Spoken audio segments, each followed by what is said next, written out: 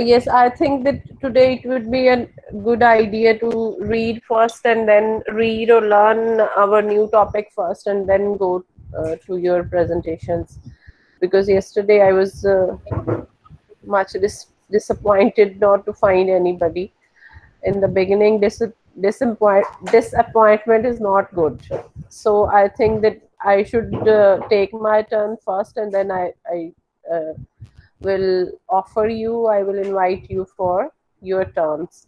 So I opened the handouts and I tried to connect it from what we were doing yesterday. Yes, we were yesterday talking about the same process, how um, the things are first sensed or detected from the environment or from our surroundings, and our focus was particularly on language. And then we talked about the shortlisting, you can say, that in there is a sensory pad. What was that? There is a sensory pad where the things stay for a while, where shortlisting or screening or selection of information takes place, and the things stay there for, or the information stays there for uh, Few hundred hundreds. milliseconds. Yes, whatever that was. The time span is very short for which the information stays there. Then that is forwarded to short-term memory, that is also called working memory.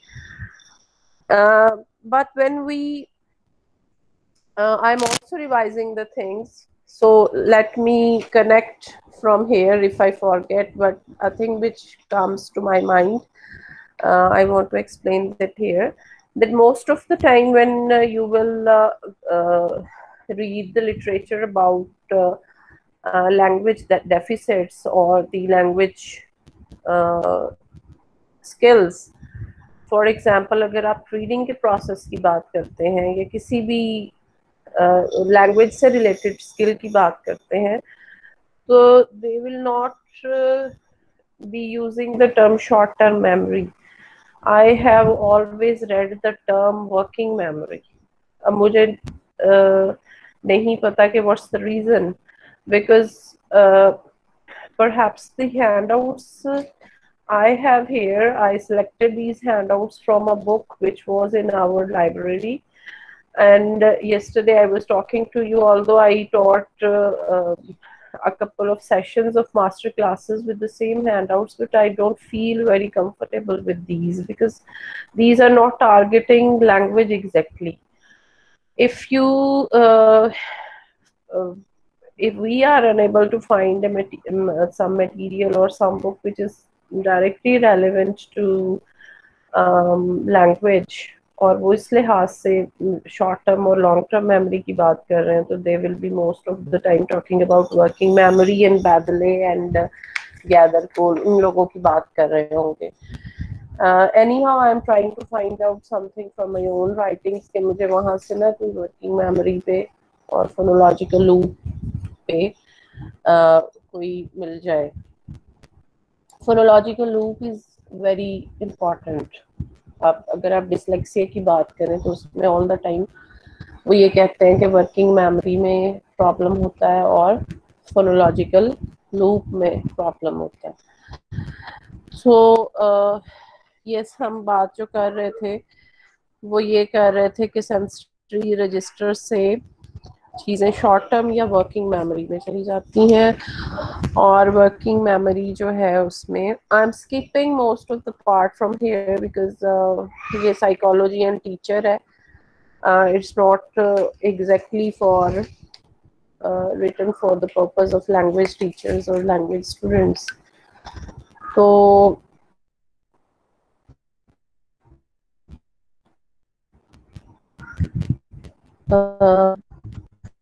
जी, इसमें हमने other कोल और बेवली की थी and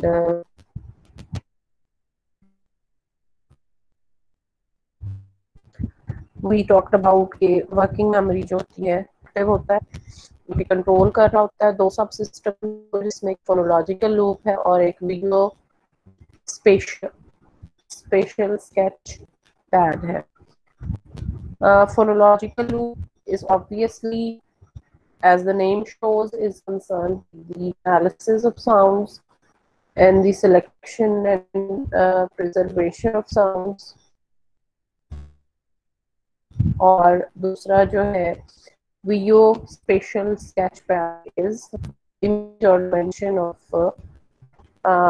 things, or if we relate it with language particularly, we say that with spelling of words or with the shape of words, how the shapes look covers like. जैसे शायद पिछले week से पिछले week मैंने आपसे ही की थी, के बाद दफा चीजों को बेचने के लिए, जैसे मैकडोनल्ड्स है तो वो एम और सी उस तरह का लिख के आप कुछ भी लिख के आप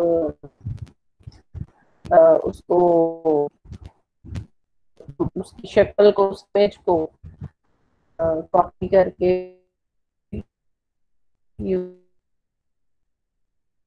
कैन मेरा लुक वही शॉप है, ये वही ब्रांड है, जो है वो बाला लिख दिया जाता है.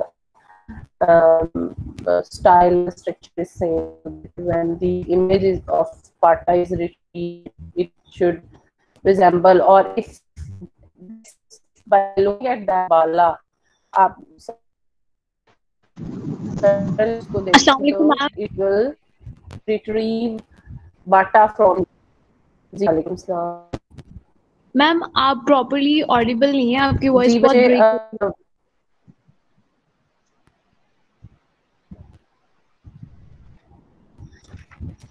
It for all of you the same? सबके लिए ही ऐसा है? Yes ma'am. Yes ma'am. Yes ma'am. ये कहीं मेरे बोलने में तो इशू नहीं है, बिकॉज शायद मैं बोल ऐसे रही हूँ, या सिग्नल इशू लग रहा है? मैम सिग्नल इशू लग रहा है, जैसे वॉइस ब्रेक हो जाती है और सुनाई नहीं देती. पहले तो ऐसे ही लग रहा था, लेकिन अब जब आप बात कर रही है ना तो आप बिल्कुल, आपकी ठीक वॉइस आ रही है. पता नहीं शायद माइक आपसे दूर था या कुछ ऐसा इशू था. शायद माइक दूर होगा, फिर मैं उसको करीब कर लेती हूँ, बल्कि बहुत ही करीब कर लेती हूँ. चले, आप इशू हो तो बताइएगा फिर मुझे.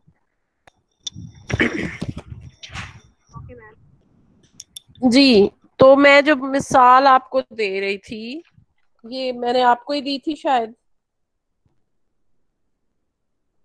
यस मैम, मैकडॉनल्ड्स वाली बात हम पहले कर चुके. बस ठीक है, सही है, सही. ठीक है, तो इसके बाद हमने इसमें देखा था मेंटेनेंस एंड इलैबोरेटिव रिहर्सल की एक बात की थी.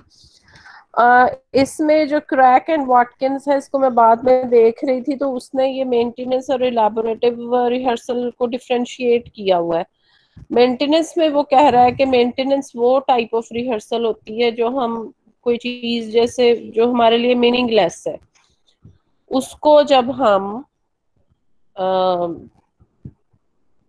बार बार दोहराते हैं थोड़ी देर याद रखने के लिए, जैसे मैंने आपसे कहा था कि आप फोन नंबर है कोई या कोई चीजों की लिस्ट है, and you want to retain for a certain time, और फिर आप उसको फेंक देना चाहते हैं, उसको अपनी memory, long term memory, short term memory में कहीं भी नहीं रखना चाहते. तो उसके लिए जो रिहर्सल या उसकी जो रिहर्सल या रेपिटेशन आप करते हैं, that is maintenance. And elaborative rehearsal is purposeful. When you revise something to make that more and more perfect, which usually happens when you are doing some academic task, or when you're trying to memorize something and you want to send that to your long term memory, तो उसको elaborative rehearsal कहते हैं. ठीक है, is it clear to you?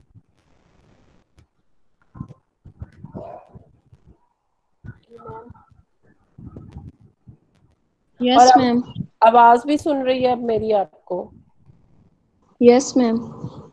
चले, अच्छा एक और बात जो ऐसे ही मेरे जहन में आ गई है, that might be useful for you. During my PhD, तो वहां पे हमारे पास आए हुए थे एक साइकोलिंग्विस्ट, तो memory and short term memory. तो उनकी एक बात जो मुझे याद है, उन्होंने कहा कि जो चीज आप मतलब don't have that in documentation, पता नहीं उनकी कौन सी बुक होगी जिसमें उन्होंने वो लिखा होगा, even don't remember who was person. तो उन्होंने ये कहा कि मैम आपकी वॉइस नहीं आ रही फिर आवाज से। देखो,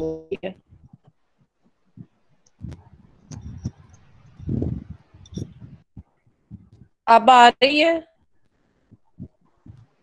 यस मैम।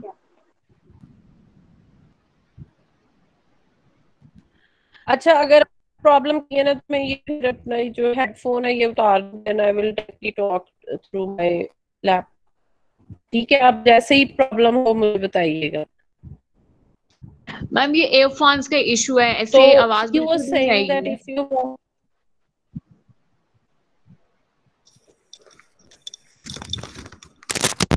सारी आवाज अब मैंने ये उतार दी है, अपने जो हेडफोन मैंने लगाया हुआ था, I have thrown that away. ठीक है, now yes you can ma'am. Listen me. Yes ma'am. चले ठीक है। अच्छा, तो व्हाट ही वाज सेइंग के चीजों को लॉन्ग टर्म मेमोरी में भेजने के लिए यू नीड अ स्लीप। उनका ये कहना था कि रिसर्च जो है उसने ये भी बताया है कि अगर आपने चीजों को शॉर्ट टर्म मेमोरी से लॉन्ग टर्म में भेजना है, तो not only the rehearsal is required for that, but the basic thing is that you have a nap between sending the things between, कह लें कि putting the things into your long term memory and to save them there you need to sleep. तो his advice was that कि आप रात को जो पढ़ेंगे या दिन में आपने जो पढ़ा हुआ है, जब तक आप सोएंगे नहीं तो that will not go to your long term memory. So this was his अब मुझे because at that time I was not interested in long term memory and all these processes, so I was not listening to him very carefully. मुझे नहीं पता था कि ये मुझे पढ़ाना भी पड़ जाएगा। तो बहरहाल his ये this was one of his points के लॉन्ग टर्म मेमोरी में चीजों को सेव करने के लिए दरमियान में एक स्लीप होना जरूरी है। अच्छा जी, अब उसके बाद स्पेशल स्केच का बस आपको पता होना चाहिए कि ये क्या करता है, जो भी मैंने आपको बता दिया है दोबारा से। उसके अलावा इसमें चीजें जो कोई हमने डिस्कस की थी उनको बस याद रखिएगा, कोई जो छुड़वा दी थी उनको छोड़ दीजिएगा। अच्छा, लॉन्ग टर्म मेमोरी की तरफ हम आते हैं, एंड लॉन्ग टर्म मेमोरी जो है वो, इसमें फिर कोई चीजें हैं जो शायद हमसे इतनी रेलेवेंट नहीं होंगी, बट वी ट्राई डूइंग। मैं इसको पढ़ रही थी तो मैंने इसको शॉर्ट लिस्ट जो की है, या इसको जो मैंने रिव्यूज किया है वो मैंने यहीं तक किया है। पेज लॉन्ग टर्म मेमोरी का शुरू से 195 का पेज है, उसके सेकंड लास्ट पैराग्राफ। तो who will read it allowed. Long term memory का आपको पता चल गया है कि चीज जो है वो पहले इंफॉर्मेशन सेंसरी रजिस्टर से शॉर्ट टर्म मेमोरी या वर्किंग मेमोरी में जाती है, वहां पे उसकी सिलेक्शन होती है चीजों, जो चीज वहां पे चली गई है उसकी ऑटोमेटिकली रिहर्सल होना शुरू हो जाती है, and then they things are selected for long term memory or the things are rejected. ठीक है, 3 किस्म के काम वहाँ पे हो रहे होते हैं। एक तो ये कि चीज फौरन से रिजेक्ट हो जाती है, ये कि थोड़ी सी देर के लिए याद रखी जाती है फॉर सम पर्पस, और फिर वो पर्पस पूरा होते ही रिजेक्ट कर दी जाती है। थर्डली उसको उसकी रिहर्सल की जाती है उसको लॉन्ग टर्म मेमोरी में भेजने के लिए। ठीक, तो लॉन्ग टर्म मेमोरी पता है हमें कि ये लाइफ लॉन्ग होती है, हमेशा हमारी मेमोरी में वो चीज पड़ी रहती है। तो लॉन्ग टर्म मेमोरी की तरफ हम जाते हैं कि इसने लॉन्ग टर्म मेमोरी के हवाले से क्या बातें की हुई हैं। जी, who will read it aloud?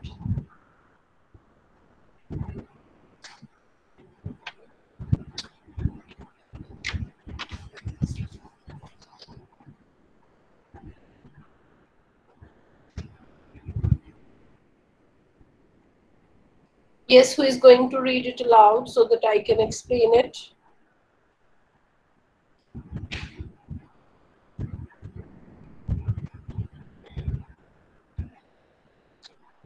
किसी को शौक नहीं है पढ़ने का इतनी बड़ी क्लास में से? मैम मैं आई? Yes, sure. Long-term memory. The information entering the long-term store, unlike that in previous stores, does not decay but seems to be permanent in most circumstances. Information flow between the three hypothetical structures is believed to be under the control of the individual. Yes. So these lines are very important, बड़ी meaningful है ये, unlike other lines of this chapter. इसमें उसने 3 hypothetical systems की बात की है, मतलब sensory pad, short term memory and long term memory stores जो है हमारे पास 3 stores की उसने बात की है।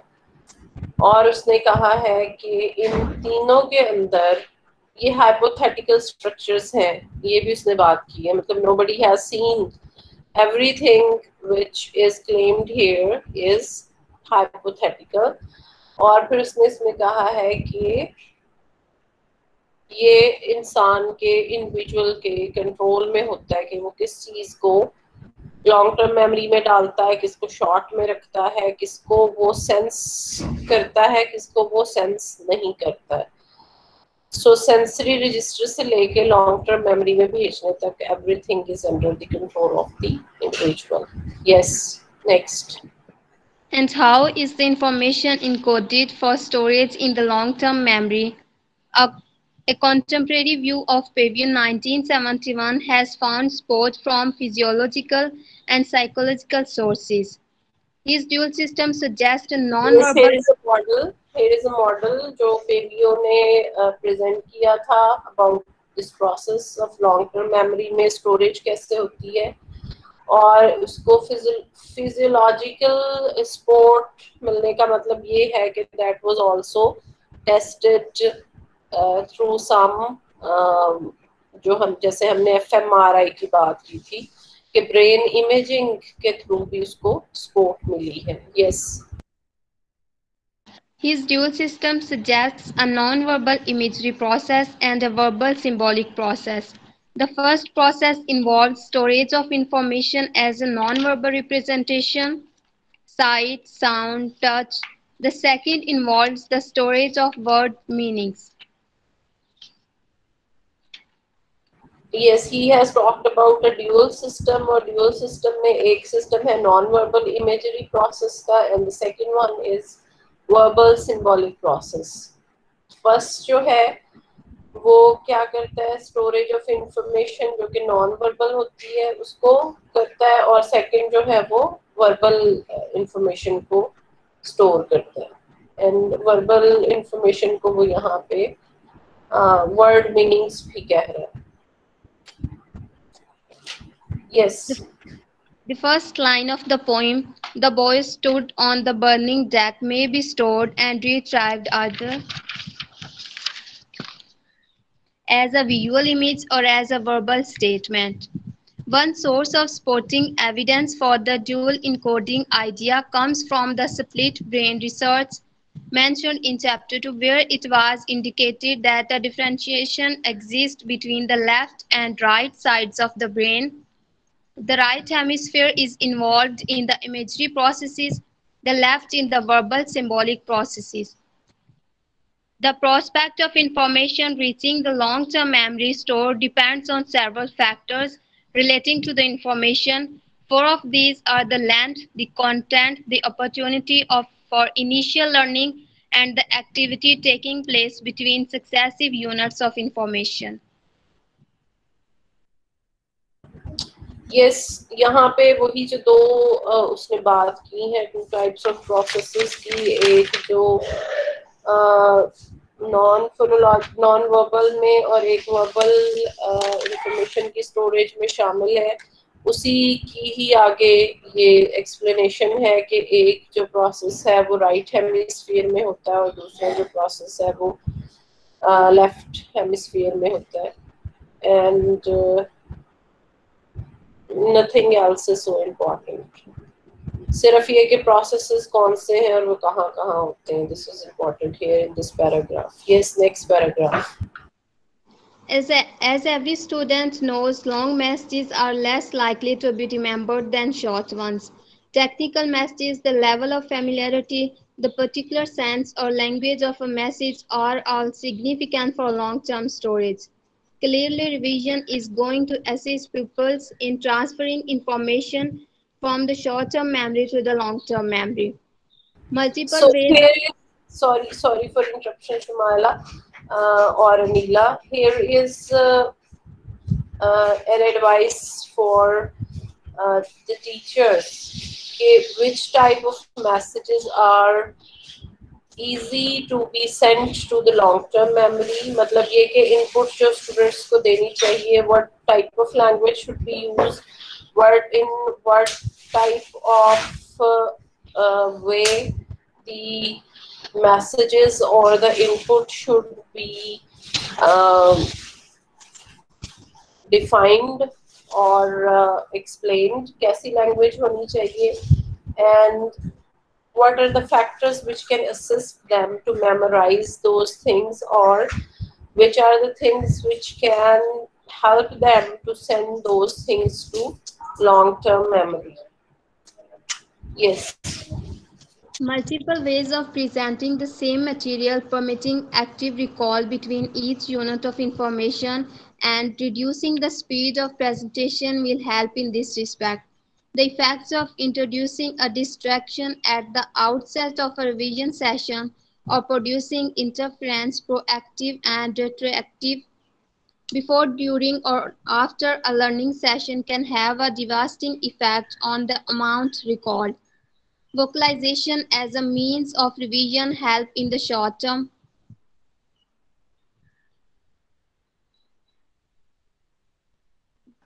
Yes, here are the same factors. वही जो मैंने आपसे बात की कि these are instructions for teachers. You can read them yourself as well. कि मैसेज किस किस्म का होना चाहिए, किस किस्म के मैसेजेस ज़्यादा जल्दी लॉन्ग टर्म मेमोरी में चले जाते हैं, how the teacher should plan the lesson, उसमें रिवीजन कितनी होनी चाहिए, क्या क्या होना चाहिए कि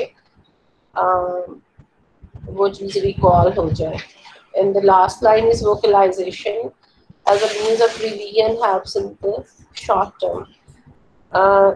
Short term अगर आपने किसी चीज़ को याद रखना है तो उसके लिए आप उसको vocalize करके भी, मतलब उसकी आवाज़ भी आ रही हो, आप उसको उससे भी रिवाइज कर सकते हैं अगर आपने उसको शॉर्ट टर्म के लिए याद रखना. तो these are just instructions for teachers. Next. Dale 1968 concludes that for material to enter long-term storage, it has to survive an initial period during which retention loss can be extremely rapid. In order to survive, the amount of material should be small. It should be as free as possible from inter-item acoustic confusions. It should be varied so that interference between successive messages is minimized. Also, an opportunity for a brief period of silent rehearsal should be provided after each component message is presented. Yes, it's again the explanation of what was being advised in the last paragraph. ये उसके अपने अल्फाज हैं जो उन्होंने यहाँ पे दिए हुए हैं कि क्या करना चाहिए अगर आप सरवाइव करवाना चाहते हैं मटेरियल को. The amount of material should be small. सबसे पहली बात उसने की है, it should be as free as possible from inter-item acoustic conveyance. Acoustic conveyance क्या है कि दो जो words हैं उनके दरमियान में if the words are intermingled and there is a confusion कि एक word कहाँ खत्म हो रहा है और अगला कहाँ शुरू हो रहा है, तो there shouldn't be any such sort of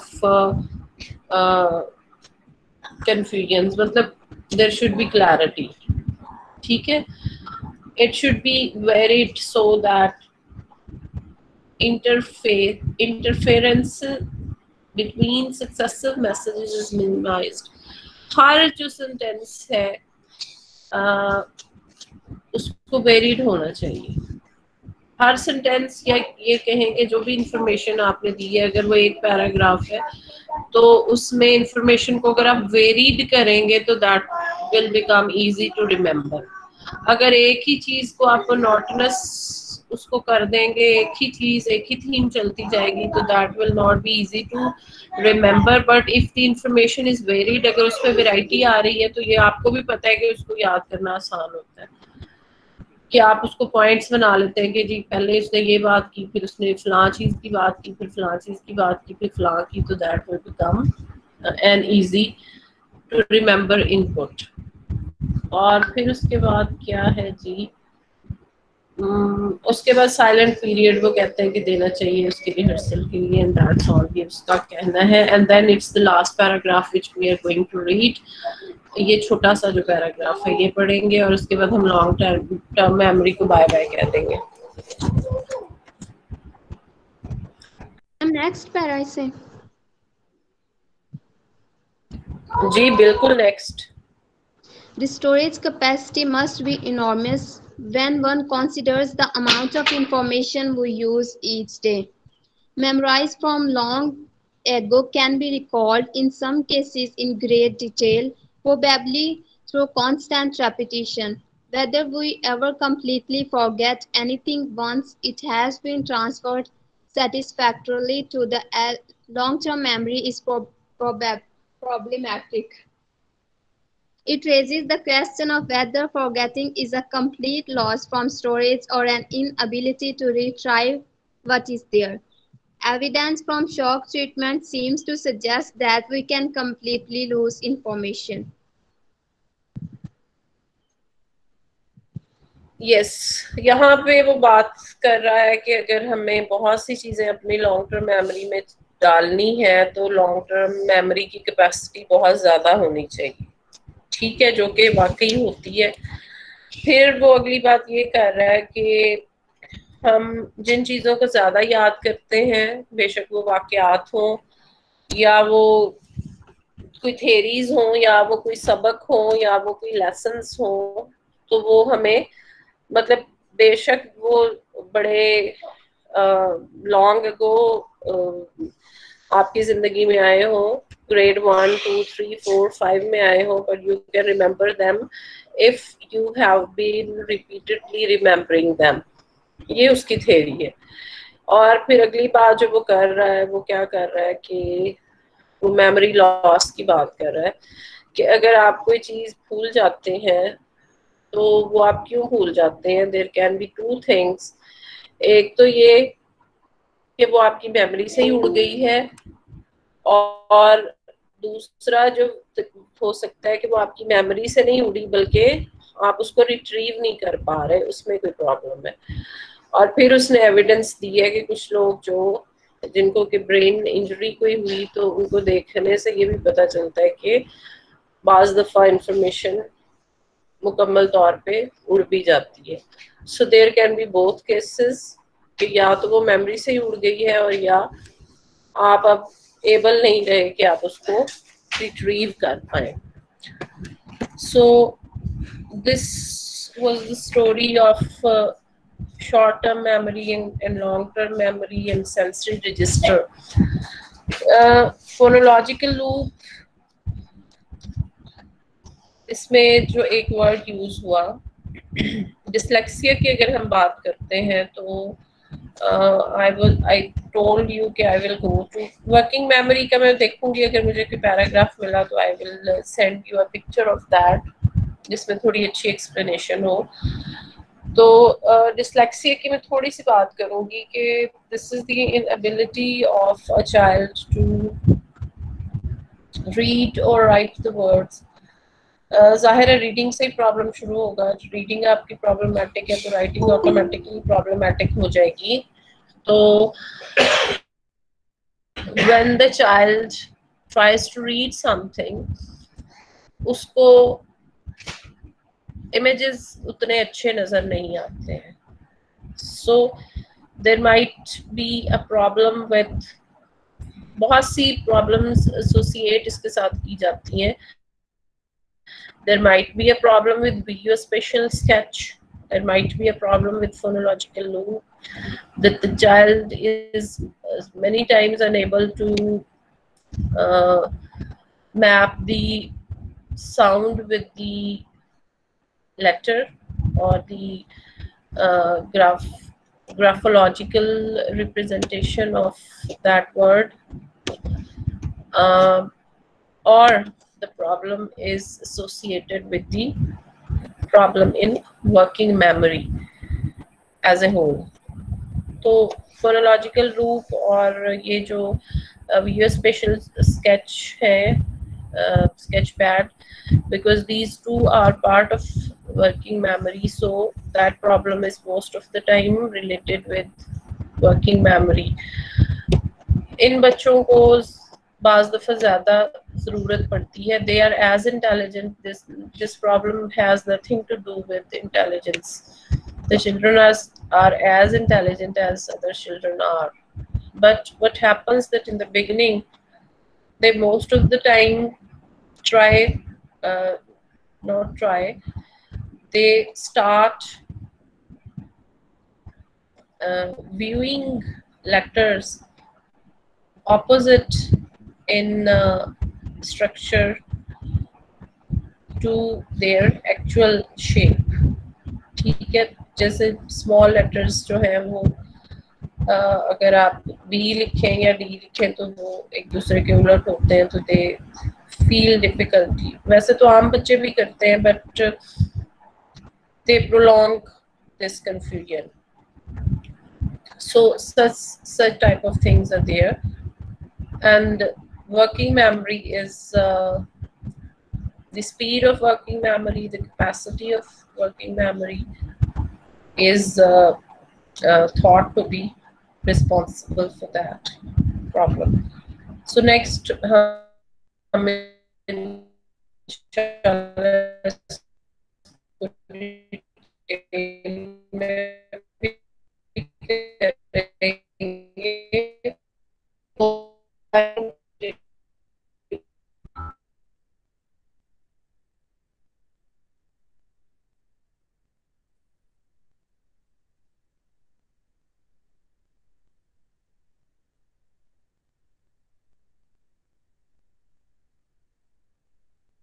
आवाज नहीं आ रही है मैम.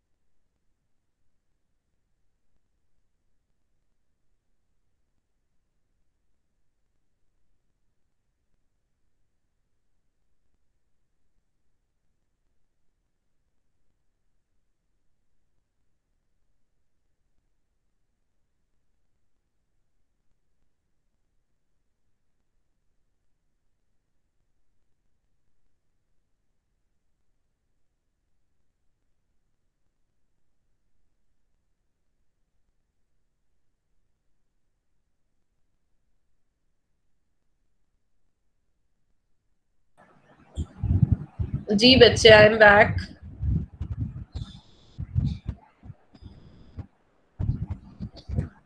जी अब आपकी बारी है।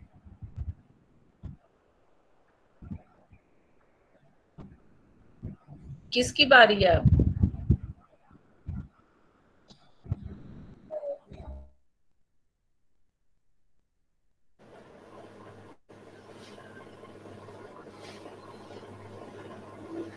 मैं स्टार्ट करूं? Your connection again. अच्छा जी वालेकुम सलाम। समरा की बारी है। मेरी समरा, कनेक्शन कल समरा गायब हो गई थी।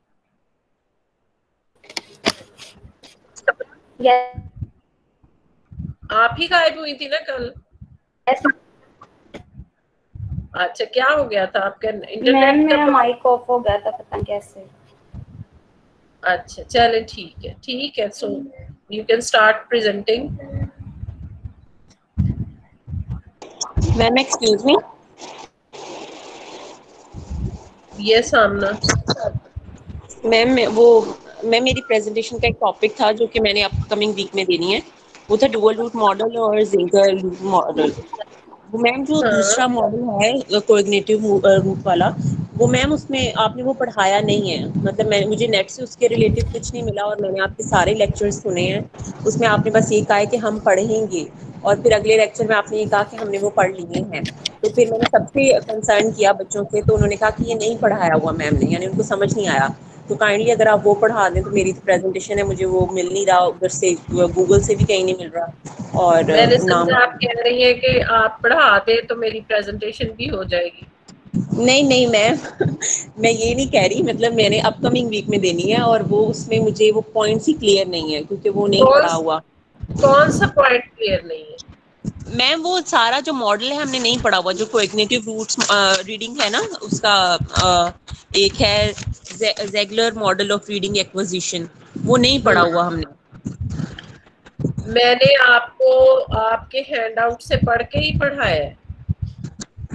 नो मैम, मैंने इसको सुना है ना लेक्चर को पूरे को, और उसमें आपने वो बताया है, मैपिंग का बताया है, लेकिन कुछ यहाँ पे रिसर्च वर्क है वो मुझे समझ नहीं आ रहा कि हमने रिसर्च की 1000 ऑफ वर्ड्स पे और वो नहीं था। मतलब मुझे इसकी समझ नहीं आई कुछ।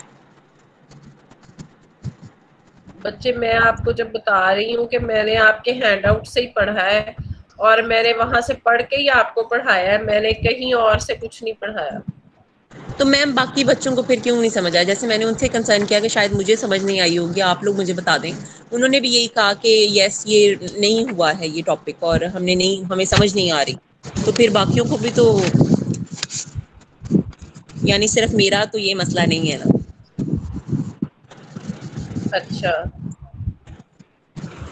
मुझे नहीं पता कि बाकियों को क्यों नहीं समझ आ रही। मैंने जो भी चीजें डिस्कस की हैं वो सारी जिगलर मॉडल है या जो मॉडल भी है वो नहीं हैंडआउट से डिस्कस की है। क्या चीज है उसमें, आप मुझे लाइंस बता सकती हैं तो मैं उसको I will try to explain that again. Ma'am ये एक है बिल्ट इन टीचर के इस जो है ये एक लाइन है कि with an unfamiliar words offer an opportunity to acquire word specific orthographic information that is the basic of future skilled word recognition, and therefore this phonological decoding process act as a built in teacher। और फिर इसके अंदर उन्होंने research का भी जिक्र किया है कि हमने मतलब 25,000 वर्ड्स के ऊपर जो है वो किया है और हमें एक रिजल्ट ही कहाँ मिले। है और ये लाइंस? कहाँ है ये लाइंस? मैम जो मैंने पढ़ा है वो है, मतलब जहाँ से आपने रीडिंग पढ़ाया था उसके आगे ही, ड्यूअल रूट मॉडल के आगे ही है ये।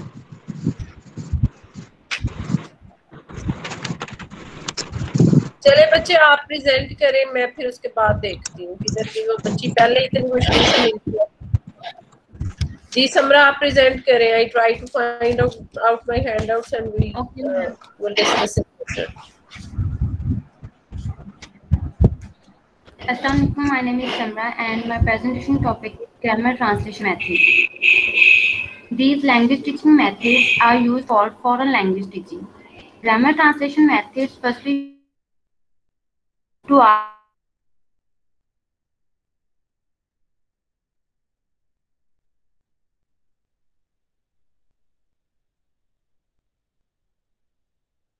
and technique of grammar translation methods. First one, grammar is important. There is a main focus of grammar and structure. Reading and writing are the primary skills that the student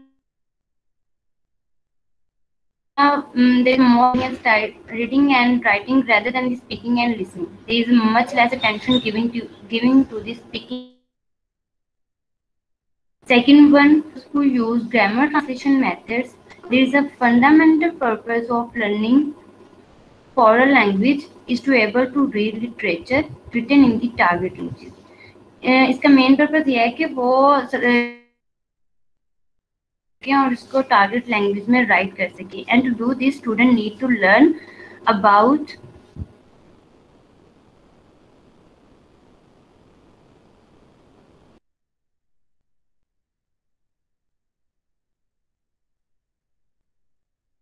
when they You are all not the time. audible, बच्चे. Many times you are not audible. There is a role of teachers and students are very traditional. Ma'am आवाज आ गई? Role of teacher is the authority in the classroom. Authority means when the teacher control all over the activities.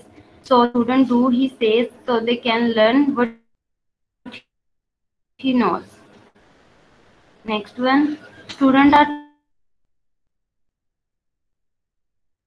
to another. These are translation practice will occur. They will translate from to 12. There are some techniques of grammar translation method of literary passage. Students translate or reading passages from the target languages into their native languages. And the language mostly is native language. Student answer these questions in the target language. Understanding of the reading and the reading answer. Next one.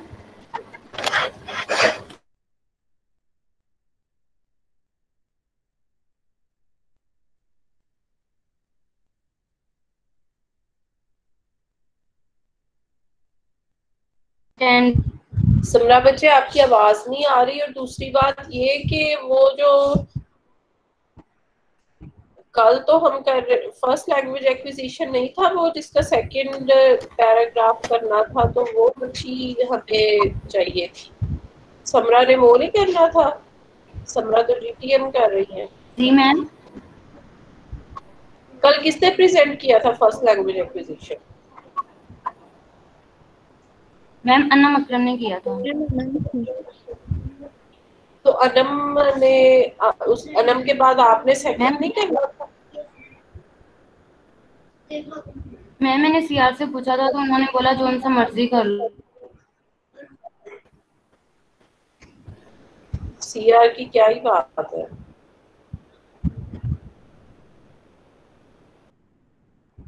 चले ठीक है, करें फिर इसे. Okay ma'am. Next one है filling the blanks. Filling the blanks student with words missing. They fill in the blanks with new vocabulary items. These are all type of activities for understanding the target. People they dash English. Then the student fill with the correct answer. Memorization. Student memorization are also a technique of GTM in which student memorize the grammar, rules, structure, and vocabulary. Students are given a list of target language vocabulary words and their native language equivalent them. Next one is cognates. Cognates are taught to recognize spelling are sound patterns that correspond between the languages. Same origin. For example, we take a word bottle and we pronounce it in English bottle, but we pronounce it in Urdu. Next one, है deductive application of rules. Grammar rules are presented with examples. Grammar in deductive one होते हैं for example English में हमारे subject verb and object दे देते हैं जिससे students will make this sentence. बस मैम यही था, that's all from my side.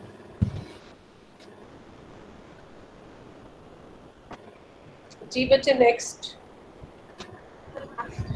एक प्रेजेंटर बस हमें चाहिए और एक प्रेजेंटेशन करेंगे हम, उसके बाद फिर एंड कर देंगे, नेक्स्ट वीक पे रखेंगे।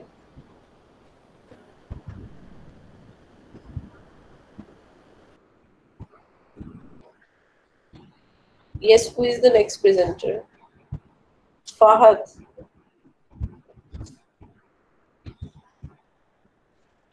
मैं स्टार्ट करूं मैम? जी फहद। अस्सलाम वालेकुम क्लास, मेरा नाम फहद लुकमान है। जो आज मेरा टॉपिक है ना वो है intro of memory and information processing model of memory. हम इसमें ये देखेंगे कि मेमोरी क्या होती है और एक मॉडल में जो मेमोरी का जो मॉडल दिया गया कि इंफॉर्मेशन किस तरह प्रोसेस होती है, तो उसके बारे में बात करेंगे। तो फर्स्ट ऑफ ऑल मेमोरी क्या होती है? मेमोरी एक एबिलिटी है जिसमें हम इंफॉर्मेशन को टेक करते हैं और फिर इसे स्टोर करते हैं, फिर इसे जब बाद में हमें इसकी ज़रूरत होती है तो इसे हम रिकॉल करते हैं, तो ये हमारी मेमोरी होती है। तो फिर इसको ह्यूमन ब्रेन में किस तरह इसकी प्रोसेसिंग होती है इसके बारे में एक मॉडल दिया गया था जिसके 3 मेन स्टेप्स थे। एक थी सेंसरी मेमोरी और एक थी वर्किंग मेमोरी और एक थी लॉन्ग टर्म मेमोरी। तो पहले हम बात करते हैं सेंसरी मेमोरी की। सेंसरी मेमोरी जब भी हमें माहौल से या किसी जगह से हमें जो स्टिमुलाई मिलते हैं, स्टिमुलाई में बहुत ज़्यादा फहद ये आपको वकार ने साइन किया है टॉपिक? Yes ma'am. क्योंकि मिड टर्म के बाद वाले तो अभी हमने साइन किए ही नहीं है दोबारा से। नहीं मैम, ये मुझे वकार ने कल रात दिया था। मैम एक्चुअली जो कल पहले वाले रात? थे मैम एक्चुअली जो पहले वाले थे मैम टॉपिक्स मैम, वो जो पहले वाले जो 21 या 22 रोल नंबर्स थे तो मैम वो उनको साइन हो गए थे, तो मैम इनके लिए फिर कोई टॉपिक्स थे ही नहीं, तो फिर मैंने मैम इसी में से डिवाइड कर दिया इनको। अच्छा, ये अभी लॉन्ग टर्म मेमोरी की अगर बात करेंगे तो लॉन्ग टर्म मेमोरी तो हमने फिनिश ही आज की है, तो how he will be able to convey that comprehensively. मेरा ख्याल है कि फहद को टाइम देना चाहिए और इवनिंग में से कोई बच्चा कर ले जिसका भी पिछले वाला टॉपिक रहता है। ये टॉपिक हम नेक्स्ट वीक से कर सकते हैं। जी करम कहाँ है आप? अरीजन करम मैम नेक्स्ट वीक से तो फिजिकली हो जाएंगी क्लासेस, तो फिर वहाँ पे प्रेजेंटेशंस वगैरह होंगी ना जो रह जाएंगे। जाहिर सी बात है। ओके आपको पता है कि फिजिकल हो जानी है? अब कह तो रहे हैं मंडे से ओपन हो रही है यूनिवर्सिटीज। अच्छा चले, मुझे तो नहीं पता, आपको पता है तो आपसे मुझे भी पता चल गया। मुझे भी अभी अभी वो अनम ने बताया कि हमारी यूनिवर्सिटी ओपन हो रही है। चले, बच्चों को ज्यादा पता होता है वैसे टीचर्स से। जी फहद ठीक है, आपको टाइम चाहिए? मैम एक्चुअली आज मैंने कहीं जाना भी था तो फिर इसी वजह से रात को जितना मुझसे हो सका मैंने तैयार तो किया है, तो फिर इसी वजह से आज मैंने फ्यूनरल पर जाना था तो वो उधर भी नहीं गया अभी। उधर भी नहीं गए आप, तो आप अब प्रेजेंट करना चाह रहे हैं? अगर आप कहते हैं तो कर लेते हैं, नहीं तो फिर नेक्स्ट वीक कर लेते हैं। नहीं, आपकी क्या इच्छा है? मैं तो ये कहता हूँ मतलब कि जितना रात तक मैंने मतलब स्टडी किया उसके बारे में बताया, तो मजीद अगर हुआ तो आपने आज वैसे बता तो दिया। चले, आप अपना जितना आपके पास नॉलेज है वो हमें उडेल दे, वो हम हजम कर लेंगे। कोई रह गया तो फिर वो फिर फेर दीजिएगा। ठीक है, मैं स्टार्ट करूँ? जी करें करें। तो फॉर एग्जांपल जब हम क्लास में बैठे होते हैं तो हमारे पास ना बहुत सारे स्टिमुलाई आ रहे हैं, तो फिर वहाँ पर हमारी जो 5 सेंसेस होती है ना, उनमें से वो एक स्टिमुलाई को सिलेक्ट करती है जिसके ऊपर हमने मजीद काम करना था, क्योंकि इतनी ज़्यादा जो स्टिमुलाई होती है ना उनको मतलब कि अंडरस्टैंड करना ब्रेन के लिए बहुत ज़्यादा डिफ़िकल्ट हो जाता है। फिर वो उनमें से एक को सिलेक्ट करता है और उसको सिलेक्ट करके उसी के ऊपर फिर वो अटेंशन करता है, बाकी सबको वो निकाल देता है। इसमें जो सेंसरी मेमोरी की जो कैपेसिटी होती है ना, मतलब कि वो स्टिमुलाई लेने की, वो 3 से 7 यूनिट तक होती है, और ये वैनिश भी हो जाती है जल्दी। ये ज़्यादा से ज़्यादा 0.5 से 3 सेकंड तक हमारे मतलब के ब्रेन में रहती है और फिर उसके बाद वैनिश हो जाती है। फिर सेंसरी मेमोरी एक टॉपिक को सिलेक्ट करने के बाद फिर वर्किंग मेमोरी में चला जाता है। वर्किंग मेमोरी जो वो सेंसरी मेमोरी से एक स्टेप अपग्रेड है, वो इसे स्पेस प्रोवाइड करती है, उसे टेम्परेरी तौर पर स्टोर करती है, और इसकी कैपेसिटी जो होती है वो 7 से 9 चंक्स में होती है। ये वर्किंग मेमोरी जो होती है वो चंक्स में इंफॉर्मेशन को या जो टॉपिक सिलेक्ट किया उसके मतलब वो डाटा मतलब कि स्टोर करती है चंक्स की सूरत में, क्योंकि जो हमारा जो ब्रेन होता है ना वो चंक्स की सूरत में मटेरियल को ज़्यादा इजीली स्टोर कर सकता है और वो इसे अंडरस्टैंड कर सकता है। तो इसका जो ड्यूरेशन होता है ना वो स्टोर करने का मेमोरी को, वो 5 से 15 सेकंड तक होता है। अगर ये 5 से 15 सेकंड तक ब्रेन में रहता है। अगर हम इससे आगे एक स्टेप होता है रिहर्सल का, अगर हम इसकी रिहर्सल नहीं करते ना तो ये फिर ये भी मतलब कि मेमोरी से वैनिश हो जाता है। रिहर्सल आप इस तरह से, रिहर्सल इसकी एक सब टाइप हो सकता है जो एज ए जॉब करता है वर्किंग मेमोरी। रिहर्सल में ये रिहर्सल में भी आगे मजीद 2 टाइप्स होती हैं। एक होती है हमारे पास मेंटेनेंस रिहर्सल और एक होती है एलेबोरेटिव रिहर्सल। मेंटेनेंस रिहर्सल वो होती है जिसमें हम एक ही चीज़ को मतलब कि बार बार रिपीट करते रहते हैं, ड्रिल मेथड की जैसे कि ड्रिल करते रहते हैं। इस रिपीट करते रहे, अगर जैसे ही हमारी जो अटेंशन डाइवर्ट होती है तो वो फ़ौरन हमें भूल जाता है। तो ये जो मेंटेनेंस रिहर्सल होती है ना वो ज़्यादा मतलब कि लॉन्ग टर्म मेमोरी में जाने के लिए ज़्यादा वैलिड या ज़रूरी मतलब कि वैलिड नहीं होती है। जब दूसरी बात करते हैं लैबोरेटिव रिहर्सल की, इसमें ये होता है कि जो हमारी जो जो इंफॉर्मेशन होती है चंक्स की सूरत में स्टोर करते हैं उसे मेन मतलब के कॉन्सेप्ट के साथ उसे जोड़कर वो फिर उसे लॉन्ग टर्म मेमोरी की तरफ फॉरवर्ड कर देता है। लॉन्ग टर्म मेमोरी जो है ना वो लास्ट स्टेज है।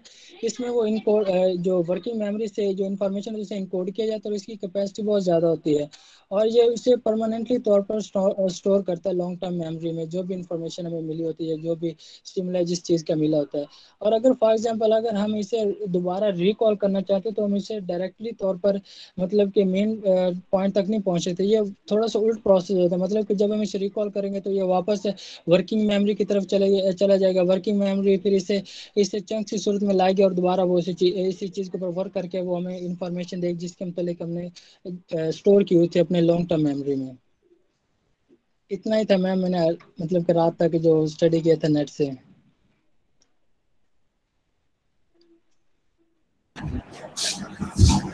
आपको नेट इस्तेमाल करने की इजाजत कौन देता है? मैं आपको बार बार इस बात से मना करती हूँ कि नेट ना मैं किसी टीचर को इस्तेमाल करने की इजाजत देती हूँ, ना मैं खुद करती हूँ, और अनटिल अनलेस के कोई टॉपिक बिल्कुल ही ऐसा हो जाए कि जिसमें हमारे पास कोई बुक अवेलेबल ना हो, और आप लोग स्टूडेंट्स ही बाज नहीं आते। वो एक्चुअली बुक किसी दोस्त के पास चली गई थी, वो उसने मांगी थी तो फिर इसी वजह से मेरे पास थी नहीं।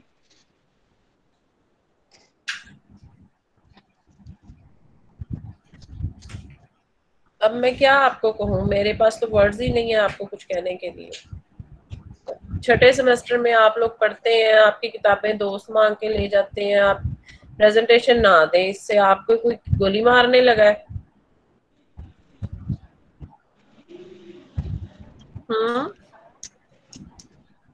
मैंने वो पिक्चर मांगी थी, वो फिर वो क्लास में जीआर से फिर वो उसने कहा था मैं सेंड कर देते, फिर वो शायद भूल गई थी। चले ठीक है। अब आपका भी जो मसला था आमना थी, शायद नेक्स्ट वीक करेंगे हम उसको भी हल। तो अब आप अपना काम करें जो भी करना है। नेक्स्ट अगर कोई क्लास है तो उसको ज्वाइन करें, ठीक है? ठीक है मैम। Okay ma'am. कोई बात तो नहीं है और करने वाली? नहीं मैम यूनिवर्सिटी के बारे में मैम पूछना था और एग्जाम के बारे में। जी क्या पूछना है, पूछे। मैम वैसे हुकूमत की तरफ से तो यही नोटिफिकेशन आया है कि नेक्स्ट मंडे से ना मतलब कि सारी यूनिवर्सिटीज को परमिशन है कि यूनिवर्सिटीज ओपन हो सकती हैं। एंड मैम एग्जाम के बारे में ये पूछना था कि एग्जाम हमारे फिर वो ऑब्जेक्टिव वाइज ही होंगे जैसे एमसीक्यूज होते हैं, या फिर मैम वो फिजिकल होंगे वो सब्जेक्टिव टाइप में, तो मैम फिर वैसे ही तैयारी कर लेंगे। अच्छा, एनसीओसी की जो मीटिंग होनी थी हो गई है वो कब यस होनी थी भला? मैम, जो मैम शफकत महमूद है ना, तो मैम उन्होंने ट्वीट की हुई थी कि यूनिवर्सिटीज को अलाउ है कि वो मंडे से यूनिवर्सिटी ओपन कर सकते हैं। अच्छा, तो यस ये मैम, ऑफिशियली ट्वीट कर दिया हुआ है कल से ना शाम से। हम्म, वहां पे तो चले उन्होंने अब यही हमारी मेंशन किया हुआ है कि सारी जो यूनिवर्सिटीज है ना उनको परमिशन है कि वो अपनी क्लासेस रेगुलर कर सकती हैं। ये फिर आगे डिपेंड यूनिवर्सिटी पे भी करता है कि वो क्या करते हैं। जैसे आपने पिछली प्रैक्टिस भी देखी कि हमारी जो यूनिवर्सिटी थी हम वो फिजिकल चल रही थी, लेकिन बहुत सी यूनिवर्सिटीज थी जो उस वक्त ऑनलाइन थी।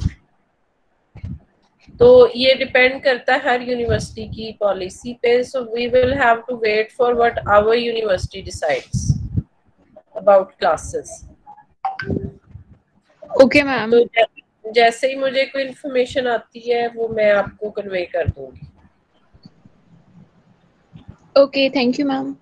हाँ जी, हो सकता है आज ही कोई आ जाए। I try to get in touch with the principal, अगर उनके पास कुछ इन्फॉर्मेशन है तो I will convey that to you as soon as possible, क्योंकि ये वेरी कर सकता है। Even it can vary from campus to campus, तो हम उसमें खुद से कोई राय दे नहीं सकते। लेकिन मैं उनसे बात करती हूँ और जो पता चलता है फिर हमें वो मैं आपको कन्वे कर देती हूँ।